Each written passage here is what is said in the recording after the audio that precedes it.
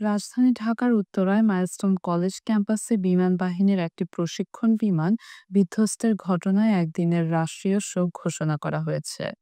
সোমবার ২১ জুলাই প্রধান উপদেষ্টার প্রেস উইং থেকে এ তথ্য জানানো হয়েছে।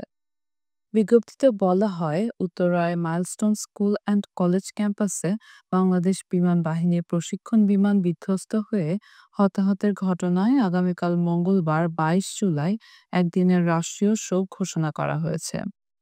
দেশের সব সরকারি, আধা সরকারি, স্বায়ত্তশাসিত প্রতিষ্ঠান, শিক্ষা প্রতিষ্ঠানে জাতীয় পতাকা অর্ধনমিত থাকবে। পাশাপাশি সব সরকারি বেসরকারি ভবন ও বিদেশে বাংলাদেশি মিশনেও জাতীয় পতাকা অর্ধনমিত থাকবে। আহত নিহতদের জন্য দেশের সব ধর্মীয় উপাসনালয়ে বিশেষ প্রার্থনার আয়োজন করা হবে বলেও জানানো হয়েছে। রাজধানী ঢাকার উত্তরায় মাইলস্টোন স্কুল অ্যান্ড কলেজের একটি ভবনে বিমান বাহিনীর প্রশিক্ষণ বিমান বিধ্বস্তের ঘটনায় জাতীয় বার্ন অ্যান্ড প্লাস্টিক সার্জারি ইনস্টিটিউটে চিকিৎসাধীন রয়েছেন অনেকে। তবে তাৎক্ষণিকভাবে যারা নিহত হয়েছেন তাদের নাম পরিচয় জানা যায়নি। নিহতের সংখ্যা এ পর্যন্ত বেড়ে চলেছে।